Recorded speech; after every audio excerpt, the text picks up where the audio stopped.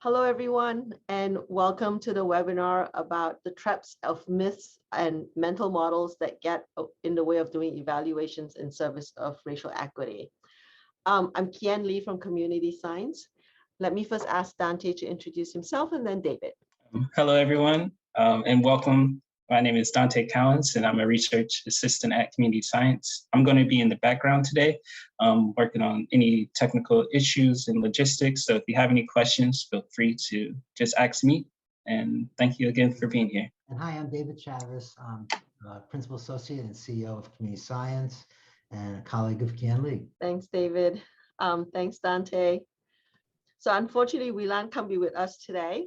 She had a last-minute conflict on her schedule, but we have a recording of her welcome. Those of you who have been in the last two webinars, apologies, you're hearing the welcome 3 times, but I'm going to play it as if she were here. And for those of you who know her, that's just nothing like having Wilan live at any meeting. Good afternoon, everyone. My name is Huilan Kwan. I welcome you to today's webinar. Today's webinar is actually a follow-up of the Kellogg Foundation's release of a new publication, a 3-part series of practice guides. And the title is right here, Doing Evaluation in Service of Racial Equity. These guides aim to provide evaluation professionals like yourself with concrete how-to knowledge on incorporating racial equity as a core value in designing and implementing evaluation activities. It's much easier said than done, of course. A series of practice guides complement and also supplement the other resources the Kellogg Foundation created, such as Logic Model Development Guide, Step-by-Step Guide to Evaluation, How to Become Savvy Evaluation Consumers. So about the guides, why did the Kellogg Foundation commission these guides? It's partially and first and foremost because of the Kellogg Foundation's long-standing commitment to racial equity, so much so that in 2015, our CEO and the President, LeJeune Montgomery Tabron, officially named racial equity, including racial healing, leadership development, and community engagement as our DNA. That means racial equity is embedded in everything that we do, including evaluation. Back in 1999, if you were born yet at that time, the Kellogg Foundation seed funded the American Evaluation Association's Building Diversity Initiative, explicitly focusing on diversifying the evaluator pipeline and promoting culturally competent evaluation practices. Decades later, along with many of you, we are actually taking it beyond diversity and cultural competency, and we are embarking on the journey of equitable evaluation. And so in summary, doing evaluation to advance racial equity agenda in service of racial equity is part of who we are. It's also our core value. It's part of our history. It's also part of our mission at the Kellogg Foundation. I hope these guides will help enhance your role in our collective journey of challenging the status quo and dismantling systemic racism, no matter where we are and each one of us are on this journey. And I thank you again for participating in today's webinar. And I also challenge you to explore these guides and begin using them in your own racial equity work with your colleagues, grantees, partners, stakeholders, clients, and the communities that you live as well as serve. I'm very grateful for Dr. Kian Lee from Community Science to author these guides. We just commissioned it, and she actually did all the work of writing it. So today you are in for a treat with this brilliant and distinguished leading evaluator, Dr. Kian Lee. Now I'm turning it back to you, Kian. Thank you for being here.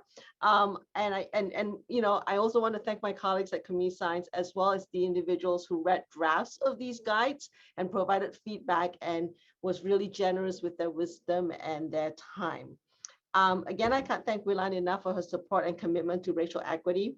I think talking about myths and mental models, Wilan and I have shared many laughs about the mysteries and stereotypes that people have about our culture, from dragons and flying monks to exotic and passive Chinese women.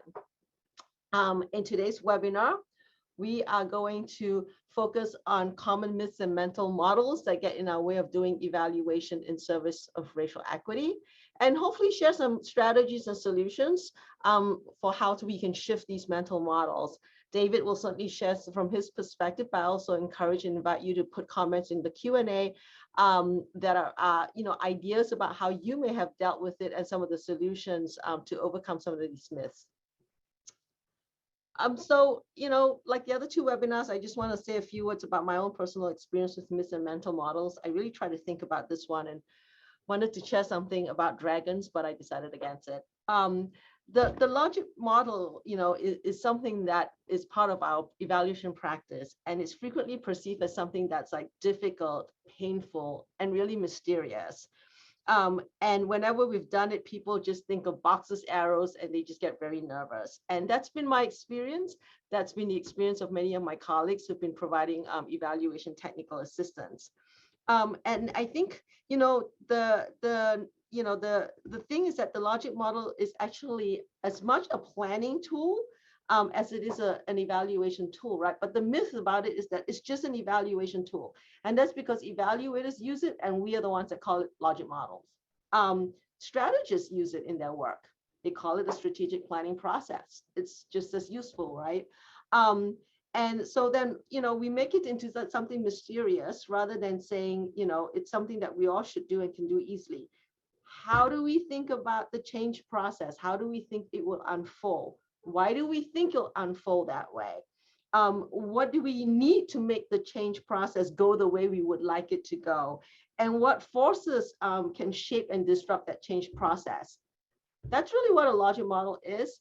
But I love the fact that rather than doing that, we talk about the inputs, the activities, the outputs, the immediate outcomes, the intermediate outcomes, the long-term outcomes. Oh, wait, maybe it's long-term impact. What is it? So we create this thing about logic model that then become this myth that like it's evaluation, it's difficult, it's uncomfortable, and it's just painful.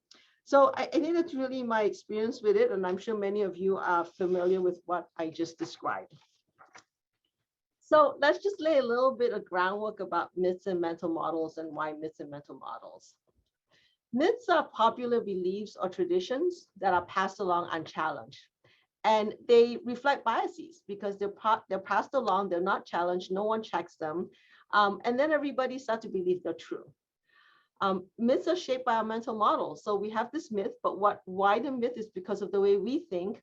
And these mental models really tint and narrow our way of looking at the world. And they're deeply ingrained in us, so much so that we're not always conscious of it, right? And even when sometimes someone points it out to us, we're like, what? Really? Is that what I'm thinking? Because it's so instinctive, it becomes part of us. And these mental models can contribute to perpetuating myths, right? Consciously and unconsciously.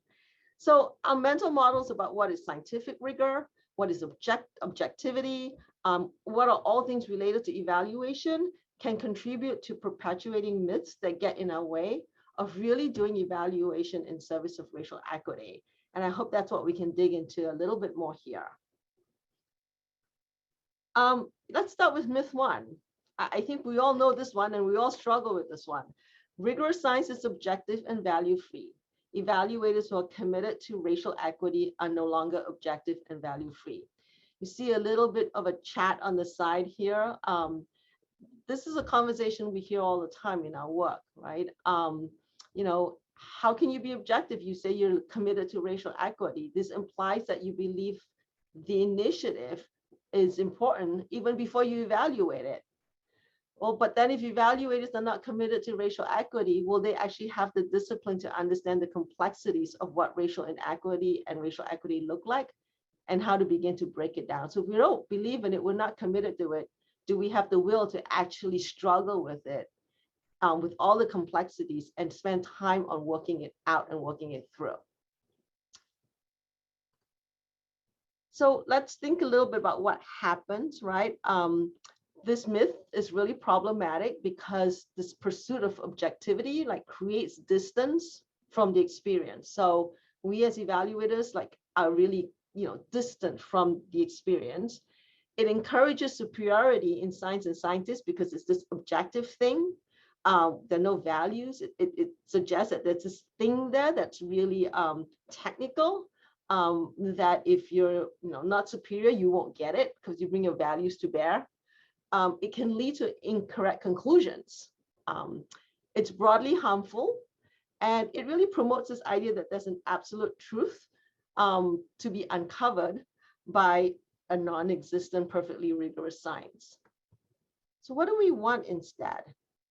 We really want honesty, right? Let's be honest. This is what I bring to the process. Here may be some of my biases. This is what I don't understand. This is where I need to dig deeper and learn more about as an evaluator. It's being honest. Transparency. This is how we collected the data. This is how we analyze it. This is what we'll do with the findings. That's being honest and transparent. Integrity, which is really, when I looked it up, means honesty and transparency combined. But integrity, and I think of this story at one point where community science was evaluating a project, and it was during the time when we had an economic downturn, and the funder asked us. They said, we're about to lose a lot of our money, and we have to cut back. And the first place we're thinking of is cutting back the evaluation. And they actually asked us, if you were to repeat the evaluation one more year, do you think you will find something different in the outcomes? It was a struggle for us because it meant we were losing a huge project and a contract, and therefore revenue for our organization. And we had to come back and say to them, honestly, no, we don't think we will actually show different findings, because the capacity building support that was being provided was simply not sufficient or powerful enough to actually lead to a different set of findings that the funder really wanted to see. And we had to be honest about that. And we did that. And consequently, yes, we did lose that project. But to me, that's integrity. We struggle with that one, as you can imagine. So what are the mental models then that perpetuate the myth, right? Evaluations are independent assessments.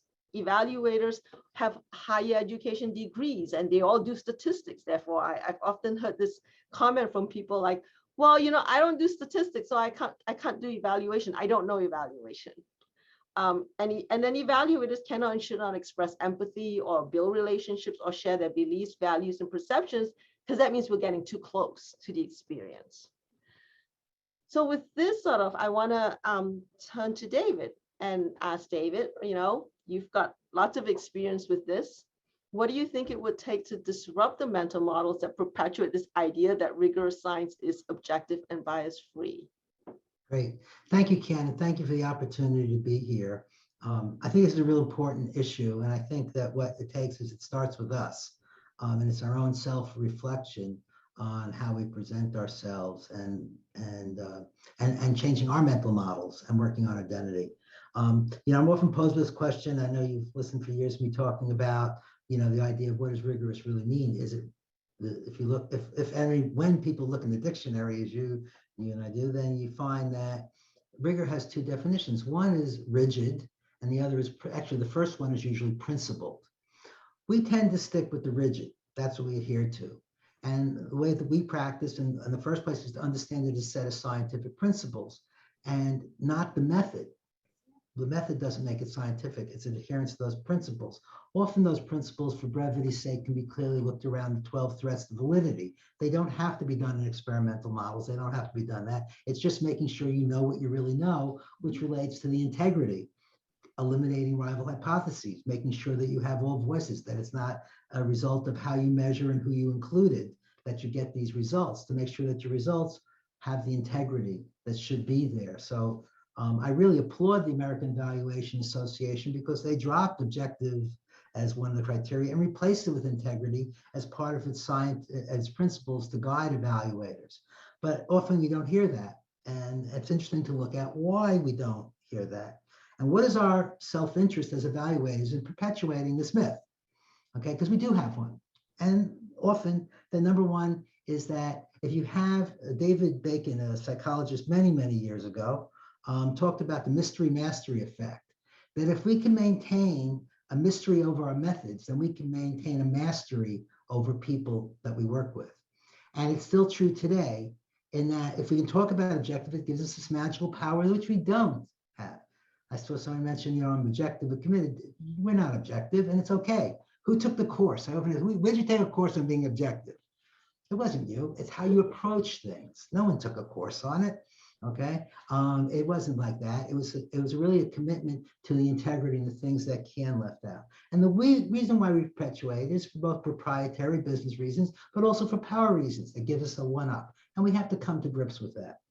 So I think that is really a big part of it. The third piece of it, after we realize it's a set of principles, that it's really in our self-interest often to perpetuate this myth, and we have to come to grips with that. That the third thing is, then there's our clients and the people we work with. So I'm going to talk through these things about also the consumers and clients and things that assuming there are many on this call, and we also work, is that we have to do something that happened many years ago, and that's beginning to concerted effort to really begin to re-educate the client base. In a short, very short lecturette, if we look at the history of what we're taught about that, we had everybody knows Robert Fisher in 1925, writes, his first attempt at experimental design where this started with the notion that, they're doing plants, basically agricultural things, plant seeds, one soil versus another soil, how do they work? We jump ahead to, into the, 1960s, and we get to the work of in 66 with experimental design. All of us remember, the Campbell and Stanley, if we forced through that. And that was dealing with the complexity, the increasing complexity, that the stuff that worked for agriculture isn't working in the social sphere. 20 years, 15, 20 years later, we all get exposed to Cook and Campbell because they realize, well, that experimental stuff isn't working either. And so we're going to come up with quasi-experimental design. So 33 years, and each time it was an attempt to deal with complexity, but we really haven't gotten to a new science that deals with complexity. We talk about it. So the new complexities of identity, culture, context, systems, those we have not developed that new generation of science. And I think that we need to begin to educate our clients as well as ourselves, beginning to how to approach these new complexities with new methods and approaches, which deals with the integrity of the work, okay, and maintains that kind of solid grounding that does get us closer to the truth. Thanks, David. I think there's a comment, if you can just lean a little bit closer to your mic.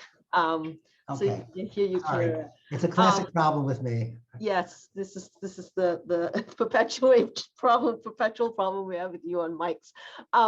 So what I really took from what you said is that I picked on the part about the re-education, right? So it really means that we as evaluators played a role of educating or re-educating people as well about what is rigorous evaluation. And I think that's important because we often get into this modes of like, we are the technician, right? We go in, design the evaluation, we collect the data, we analyze, we report the findings.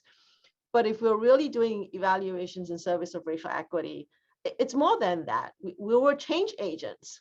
And as change agents, we also have to re-educate or educate and disrupt some of these things that have gotten in the way of social change. And so that's really what I took from you. And I don't know if we're not all trained to teach and instruct either, right? That's the other challenge. It's like we don't know how to facilitate people's learning, sort of those adult learning, mind you, right? So. Right. But I think it's a lot of it, and you're absolutely right. I think the way that we've approached in our work is really putting up front about it, is really raising these questions. Especially, do you want to work for something? Part of objective means distance, which is bad science, right? If you're not going to be engaged. So, we're upfront about our commitment to social justice and equity. However, we understand, and we're upfront also in the fact is, in order to perpetuate that, we have a higher standard than that. Because of that commitment, our standard is not lowered, but actually higher. because we understand the responsibility we have in that promotion. So we're going to make sure that it is, has the integrity that it deserves. And one thing we all know, it really is the real truth, if I'm allowed to say truth, is that the truth does lead us to justice and equity. We know that. So I'm not afraid of higher standards, because if we have that rigor, it's going to demonstrate that in fact what we are, our values are the right thing to go, because they're scientifically supported, and that is the truth. And it's not just a value, it's a fact. Thanks, David. There's a question in there I'm going to address. Ernesto wrote that once we pass the myth of objectivity, how do we address working with clients who may not be aligned with the racial equity mission? They may not be outwardly racist, but may perpetuate systems that are inherently dangerous. And that's a great question. Thank you for asking, Ernesto. It goes to everything that we do as evaluators and as evaluators that are trying to do evaluations in service of racial equity. This is where, you almost have to put aside the evaluation hat, and this is where the organizational change management work comes in. Because now you're working with people who have assumptions and biases and policies and practices in an organization that may not be equitable. This is where then you have to figure out how do you pause the process and actually have a whole process around talking to people about why they think that way, and people understanding their context, people who have decision-making power, understanding how their decisions affect people, the fairness in a workplace or in the communities that we work in. So that's a whole other body of work, I think, there that we as evaluators don't often connect with. And I would suggest that finding collaborators and allies in that body of work is really important as part of building out our bigger toolkit. If I can quickly add two things to it. One is that we found very useful is peer pressure within the thing for philanthropy and stuff, is showing exemplars of others. And then taking the second part, look, we're not going to change people's minds in this process. This is not, and I don't even know if that's really the main goal in that, but what we can do is help spend more time on our analysis with our clients. I think that's one thing I've observed as an outsider in the work for years, is that we really rush through that theory of change as like a step to take, as long as we got our measures down. And the beauty of it is when we integrate it with strategy, when we start as a strategy development process that can be used for evaluation, then we can add the hard questions as to what are those barriers, especially if we focus on systems. We can begin to really raise those questions, for at least to begin to some thought as to why aren't people really getting jobs, or why aren't people really getting educated, without having to call out and be there, but have people at least go through some of that process. Thanks, David. That actually refers to some of the information and material we covered in the first webinar. And you all will be getting, all the materials from the whole entire webinar series. I want to move to the second myth, which is that, asking community members their opinions on the evaluation is enough to help equalize the power between them and evaluators, and it gives community members power. When we were developing these guides, we conducted focus groups with different groups of people doing evaluation or consume evaluation. And we really pushed and asked them, how should we begin to reduce the power between evaluators and community members who participate in the initiative that's being evaluated? The answer was frequently to ensure that we hear them and lift up their voices, quote unquote, that their voices are captured authentically in reports and not rephrased in any way by the evaluator, which often means that we use a lot of quotes. While this is necessary, it's simply not sufficient. At the last webinar, we discussed how evaluations in service of racial equity should do everything possible to ensure that people have the power to make decisions that affect their lives, especially people and especially people whose concerns, needs, and everything else have been historically ignored in decision making. So, why is this myth problematic? Because, it's because by doing just sort of amplifying voices, we end up engaging only grantees and asking them for input. So consequently, that power dynamic between funder and grantees remain unchanged. We miss connecting and understanding the dots between evaluation and building community power. So what do we need to do? One of the steps is really be clear about who that community is we're trying to engage. It may be grantees, but it may be more than that. And then really ask them how they want to be engaged, how different communities want to be engaged. We should ask them that rather than assume anything, right? And this really came up in the last webinar that we did.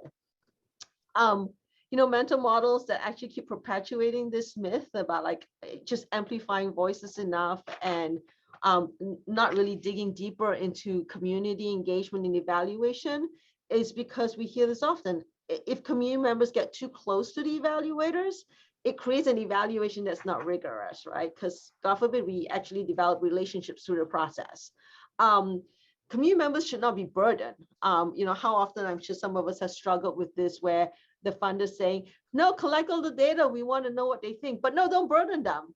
And it's like, you can't have it both ways. So we're going to have to figure out how to come to like, either you're satisfied with the data we can get, or you have to come another way of, bearing gifts to community members so that you're not just extracting from them, but we have to talk about that. Another one is we hear that, oh, community members can't handle complexities. This is too much. The information needs to be made simpler. There is a patronizing undertone to that if we're not careful. And then the last is that, our timeline and budget don't allow for deep relationship building and strong relationships. And this is a tough one too, because often we are told to come in, collect data, leave. How do you develop relationships? And are those deep relationships really what we're trying to get at? So these are some of the mental models that get in our way that we don't explore more deeply and really get into. So I'm going to turn back to David again, as somebody who both does a lot of community engagement work and evaluation. What do you think it would take to disrupt these mental models, David? I think the first thing it takes is courage. And I think that's the one thing we don't talk about enough, and that we use our professionalism as a shield from that. And we use some of the things that you mentioned as further shields to keep us. You can't have equity without equity and power. You can't have that. That's just a fundamental of anything. We have to, we say it, it's, maybe another way to say is practice what we preach, right? That might be another way. So the hardest lesson I've ever learned is that. And and when it comes to that, we have to say that. And I think it touches on the point that you made, Kim, which is I hate to tell you how many years I've been doing this, but inevitably the first thing to get cut either by a client or by us in first thought thinking is the engagement part. Okay, it's programmatically. This is the problem. It's the first to go. You talked about evaluation going, but what would be the first to go in the evaluation is the input of people, and yet it has to be considered essential. That's just the only choice we have in that, and we have to kind of have the courage to present that and present to the funders. I think we convince funders because it needs to be in line with them. Burden issue always comes up. I think it's partly an excuse and partly true. Burden is directly inversely proportionate to the benefit, right? We write proposals, we spend days, hours writing proposals because we feel that there might be a benefit to it. We don't say, oh, it's going to take more than a couple of hours to write a proposal for whatever. So people do it because there's a benefit. And that's what we don't spend enough time on. What is really the benefit that we're, of doing this? And so you have to build in those benefits. What is it? And that's more than just listening, it's doing. People were just talking this the other day about listening sessions. It's no trick to listening. You don't have to do anything with it. If there isn't a shift in power, then you really aren't reflecting it in that. And you don't really have that shift in power. I think the other part of it, the last thing I'll say on this is that we have to also understand that without that, we really don't have that cultural responsiveness. That really, it's not a course you take. It's in that engagement and decision making, and people actually having the power that brings us in tune with reality. Going back to the last question. Where is the integrity? When we really do reflect the understanding, and that comes in that engagement that you don't get in an interview, you don't get in a focus group, but in really engaging people in power sharing and struggling through the conflicts, that's where you get it. Now, it's easier said than done, but I think that's really, essentially an understanding that we have to have the courage to bring that in. That means we have to also build our skills and capacity and have teams. We often use learning facilitators and other things like that so we can focus on the evaluation, but help other people be able to move that process So it really is a power sharing process. So I think that is really the list, is the capacity, I would say, to add to that list, is that it's not just something running a meeting. Thanks, David. Yeah, it just makes me also think about, it really stuck with me from the last webinar that Alicia said, and I think it's coming up here, right? That the engagement of the community and building the relationships and, not burdening communities also mean that we're bringing gifts to bear, right? And there's something that we can bring and assist and support communities. What I've often found in our work is that when we get into the work, right, and we're engaging with a community organization, a grassroots group, what we often hear is that they're struggling with data, how to access data. They're struggling with how do you interpret data. And to me, that's just part of the process of being in community and being in relationship, is that those are the skills that we have. So how can we impart those skills to them? How can we say, hey, let's sit down for a couple of hours, we'll sit here and we'll help you learn about that stuff. Let's talk about your struggles. Here are resources that you can use. I mean, I think that's all part of like the not so burdening, because you're also supporting and giving the community perhaps what they need in return. I mean, I say add a quick point to that, is that one of the biggest mistakes I think the evaluation field has made is overselling the importance of evaluation for getting grants and money. And I think that has taken, so that was our hook. Hey, if you do this, you participate, you can get more money. The problem is that it stops there. And I don't think we've spent enough time talking about the other benefits for improving your strategy and really the learning part of it and making it accessible to them so that they can use it. So I just want to emphasize your point that that part of our process in doing that is that we have to not only ask them first what is valuable to them, because we all drop in to a community. What is it that would make this useful? And then help them develop the capacity to be able to use that. Not just say, here's the data, here's a webinar, buy. Again, that has to become essential part of the cost, not like an option that you can drop when the budget's not there. Yeah, and that's also a flip side of this, David, that we've seen, right? Where people also say, come in like, oh, in order to give community power in the process, let's have them go collect the data and be part of the evaluation process. And I often find like we don't ask them if that's really what they wanted to do. Yeah, because people in communities have jobs as well and have commitments. Like, so is this really making them feel more empowered, or is that making us feel better? Right. Because we never ask. I mean, yeah, it may be very well what they want to do and they are committed to doing it. But I think oftentimes we don't even ask. Well, very quickly, you've heard me say this, and I've said this in meetings, that I guess it sounds like a good idea if you would ask your foundation president the same thing. If they want to go out and collect data, then it makes sense to ask community leaders the same question. I think it's really important to realize, and I think we have to start asking our clients that. Is that something that your CEO or your president, is that something appropriate for him or her to do, for them to do?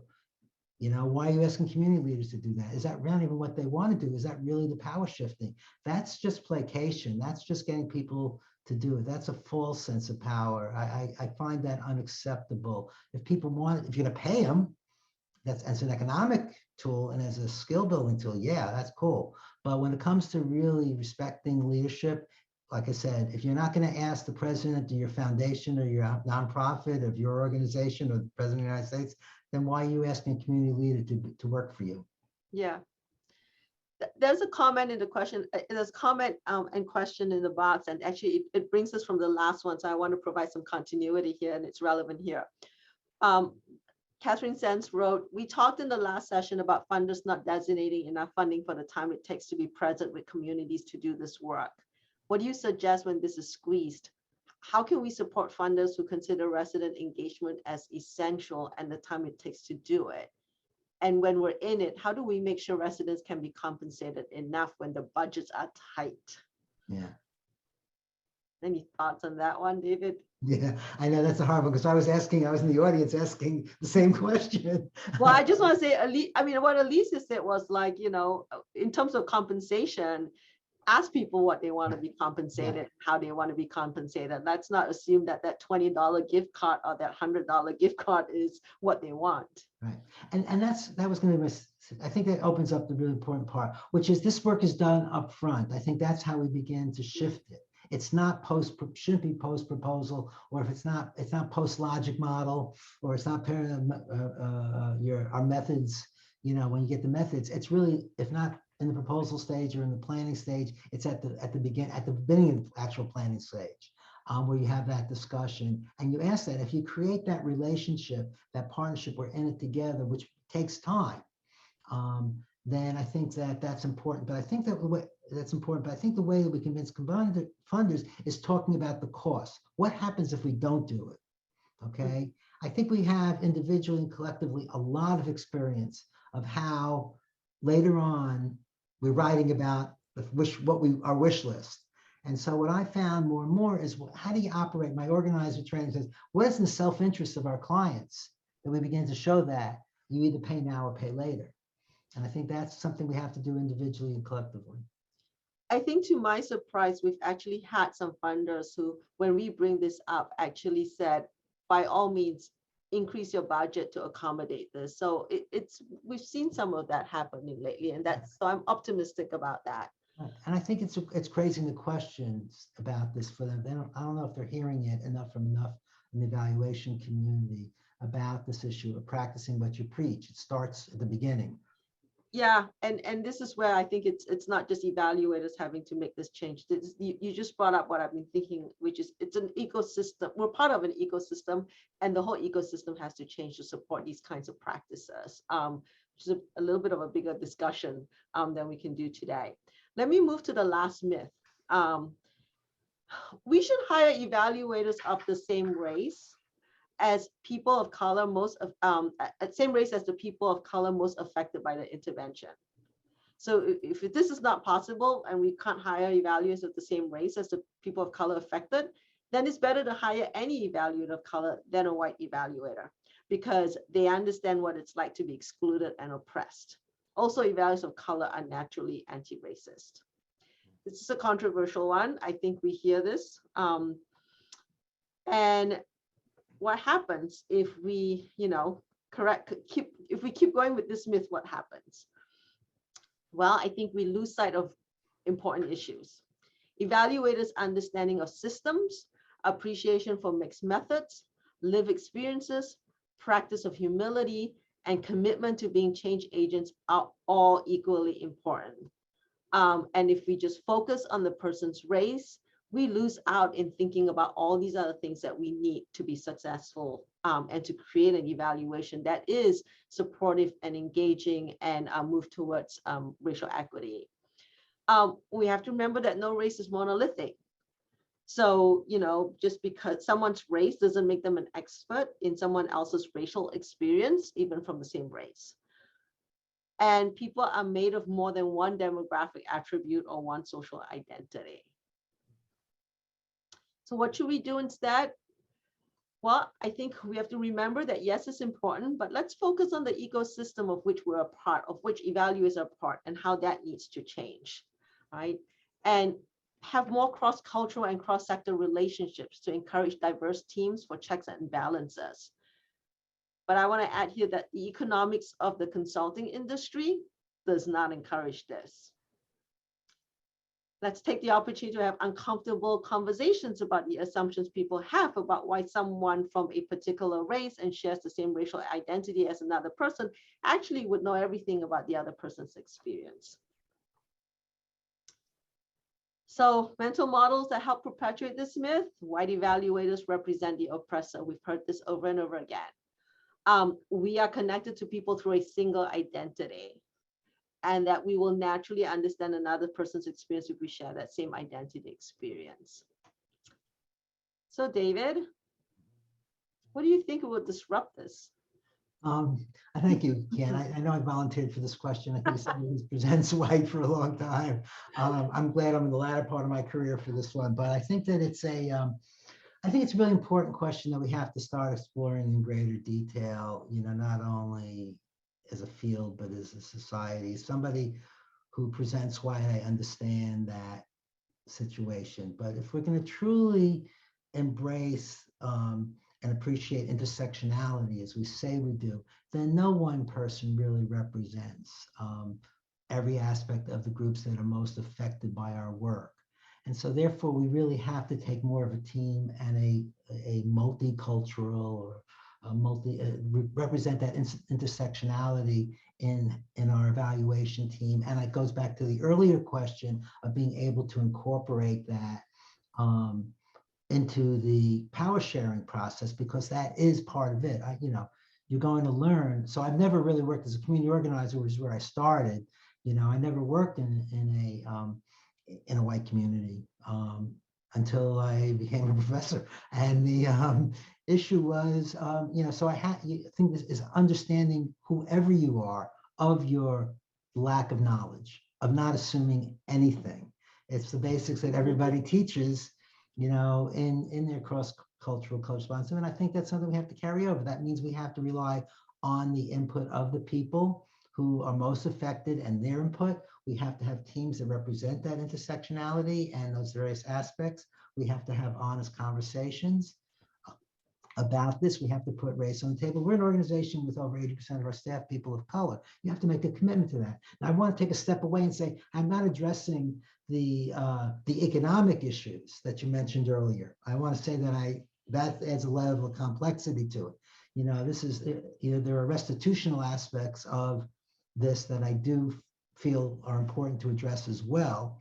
But from a quote unquote technical point of view, I think that we all have to be prepared that it's simplifying something that, again, if we practice what we preach, we know that it's not that simple. And so I think that's really critical. So the engagement of the community, of being able to have those multicultural teams are really critical for this. And that humility by everybody, that you can't walk into that. I have shared the stories of, of somebody coming from the north to the south, similar race, and, and not doing as well as somebody who may be more familiar with that. So I think we really have to have a deeper, more sophisticated conversation about this and not go for the simple solution of check boxes. Yeah, thanks, David. Agree. And I think it comes back to, so many things about what was mentioned in the last two webinars. I think that humility is really key, right? What is it? Alicia said, like she was teaching her students to ask questions rather than to come in with answers. And I remember from Glenn's webinar, we talked about how we're so trained as people who have higher education degrees to come in and say, we have the answers. So we don't even think about the questions. We go straight to the answers. And those are things that we have to practice. We have to change in ourselves, right? And be really cognizant and mindful of when we're doing those things. Mm-hmm. And the other thing is just, all of these mental models, all of these myths, I think, are wrapped up in what systems have perpetuated, what institutions have helped to uphold the status quo. So part of disrupting these two, I think, is us taking a systemic look at everything. And I don't mean just like, coming in and saying, we're going to evaluate this initiative. Let's take a systemic lens to this initiative and what the outcome should be. But let's take a systemic lens to what we're a part of and the systems we're a part of. Brandy Gilbert and I actually have an article way back in the New Directions. And, years ago, Wilan mentioned this, we were part of the initiative to diversify the pipeline for evaluators. And, it was one of those situations where AEA helped implement it. And we implemented, AEA was where it was housed, and AEA had to change its own practices, and we were pushing AEA to change its own practice. And this was 1999 to 2001. And one of the things we realized that it's not just us individually that had to change to like help support this pipeline. Like AEA is in itself a system, it's an institution, so it needed to change. It still had leaders in the evaluation profession that thought that diversity meant that it was a diversity of methodologies, right? It was about, Yes. the quantitative and the qualitative methodologies in the room, and that was diversity. We were trying to get them to realize that that was not what we were talking about. So we realized that they had to change. the funders have to change, right? Because then the funders have to make sure that they're asking for evaluations these ways and supporting evaluations like this.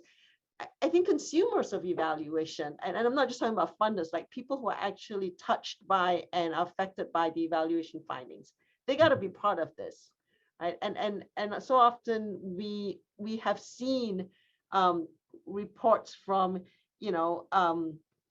what evaluators have done that nonprofits and grassroots groups show us, and they don't know how to make sense of it because the evaluator has filled it with jargon about statistics and about everything else.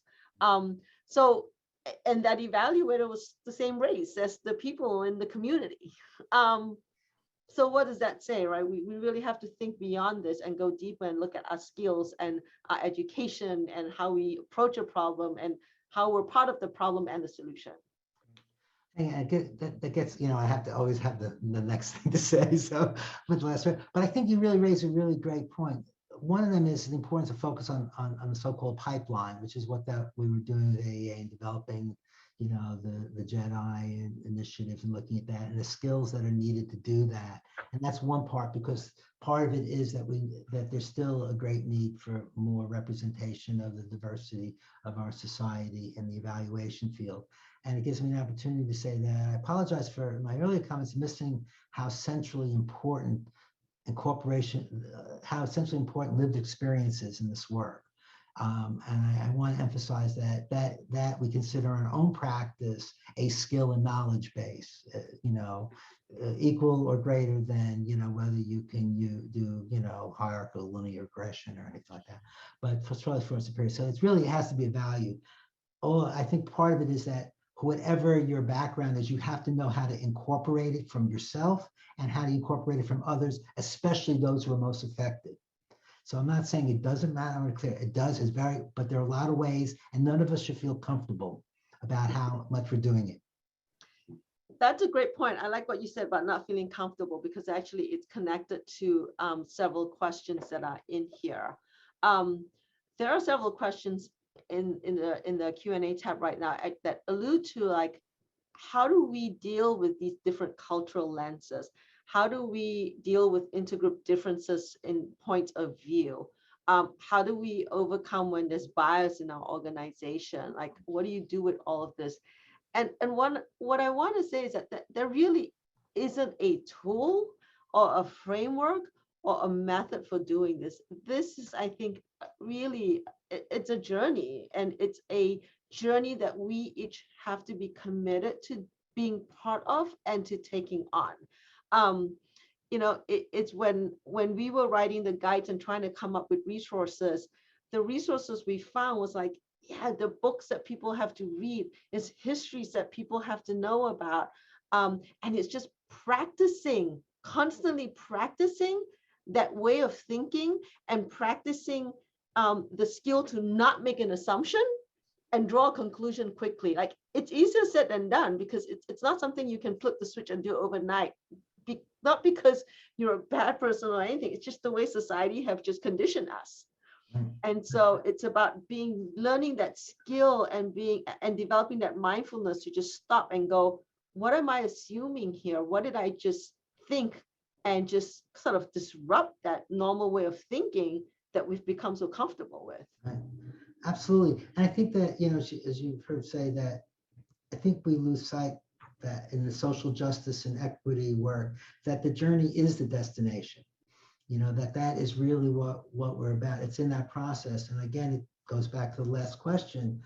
For me, it's where I started, and now where I'm kind of in this phase, where it still comes back to the same simple process of engaging people in if you want to say partnership or in a struggle together to figure this out. And the people I'm talking about are the people most affected, because that's where you're going to get the solution. It's when it's shared and owned and you're engaged in the process of that. It's not like we can take the MMPI, some standard test, and apply it. That got to go away. We're still in search of that assessment tool, okay, that's going to do it right. And it's not going to happen. It's not going to satisfy us. It's going to happen. It's happening. It's going to continue to happen. But that's not really the journey we're on. And I think that why I think it goes back to how we engage the people whose lived experiences are, how we learn from that, how open we are to that. And that's the process. And being able to manage that process with its struggles and its conflicts, which are hard to do in 30 seconds. But that's really where it's going to come from.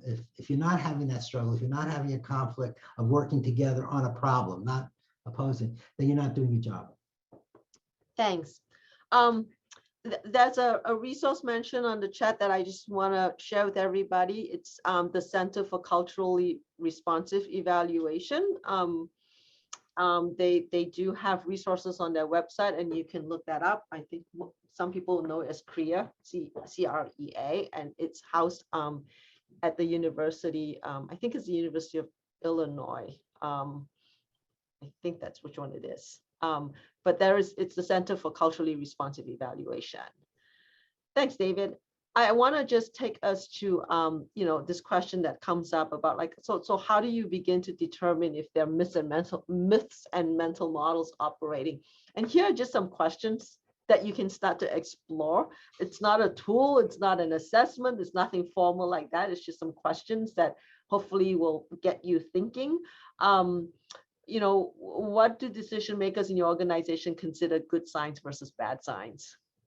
Right? And what's the basis for their beliefs? Like asking people, we know what objective means and maybe what its consequences are or what its implications are. What about what not objective means, i.e. subjective? Right? What does that mean in evaluation?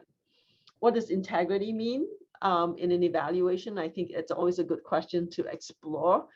We use that word, but if we dive deep into operationalizing it, it would be a great exercise. What should evaluations be honest and direct about? And where does it matter to be explicit and about what in the evaluation process? What type of data do you typically collect and report on? If you take a look at your institution, do you report more quantitative data or more qualitative data? You may not even realize you're doing this until you sit down and look at your evaluations and the reports you produce. And why? Why is it one more than the other? It could be that you have more staff who are comfortable with the quantitative stuff, or more comfortable with the qualitative. It may be in who you hire and who you have on board, maybe who your board members are and their own mental models. I still remember a little bit of a trauma of a board member a board actually, not one person, but a board that kept asking us for quantitative metrics for health equity. And it was like, it's not that simple. It's not just a quantitative metric that will tell you if you actually achieve health equity. And they also wanted attribution. So they wanted to know if their foundation was responsible for health equity in the state. What have your evaluation budgets look like? Where do you tend to allocate more funds and why? Just digging a little bit into your budget line items and looking at where you put more money, which also suggests where you put more emphasis. Do you have the same solution for every problem? So is that like for every evaluation and every evaluation question you ask, do you always go straight to experimental designs? That's the method, or do you go to something else? And are you answering evaluation questions using a certain methodology just because it's always been done that way? Or is it just because there's no one else with a different set of tools? So I think these are just questions to start asking and start looking at inside your organization and in your evaluation practice, because it goes back to the idea that mental models, like they're very unconscious. You may be doing something unconsciously and not even realizing it. I would just make a comment on two things. One is I really think that's important. I think one thing, as somebody who interviews a lot of evaluators who's worked in the field, we often, that identity, we identify with a method. It's a kind of an interesting phenomena. I get people, I'm a qualitative researcher. We let our methods define us often, or I'm an empowerment, or I'm, this kind of a developmental evaluator. And that frames it. I don't think we fully explore what that means. It's kind of, we define ourselves. The solution is not in a slogan or an acronym. I think we're going to have to come to grips with that, that it's not in that kind of stuff. It's really the deepness that you're talking about, of really thinking it through multiple methods. What does the question, what does phenomena that we're looking at really require? And I think that's a big challenge for us who kind of have it, and as a Mark Twain quote, if everybody here is, if your only tool is a hammer, you see all problems as nails. I think that applies to evaluation brilliantly, unfortunately as well. But I think that's important. So I think we have to kind of stop some of the I think one thing we have to reflect is how much is our proprietary interests guiding our decision-making and our relationships. Yep.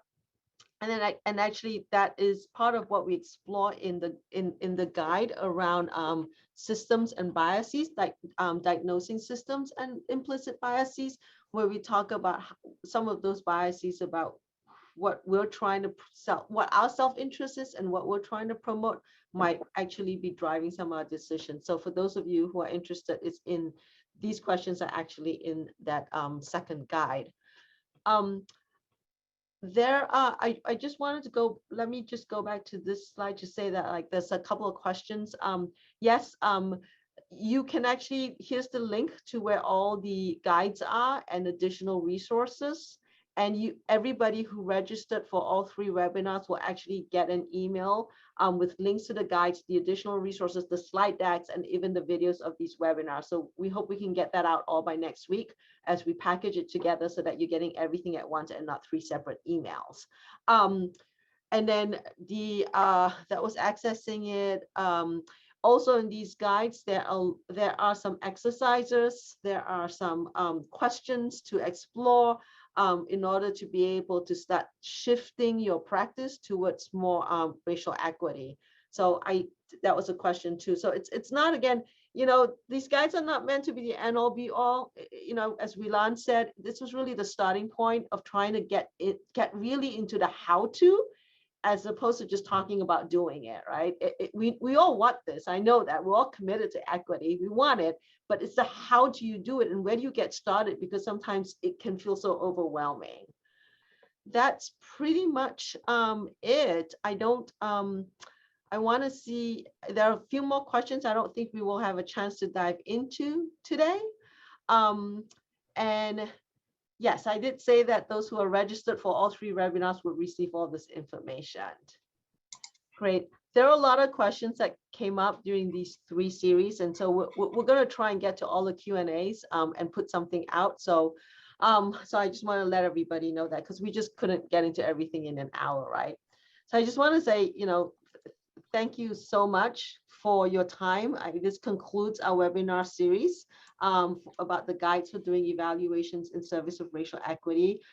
I hope that you found it useful and informational, and that like someone I think used this in our last webinar, which is like chewy.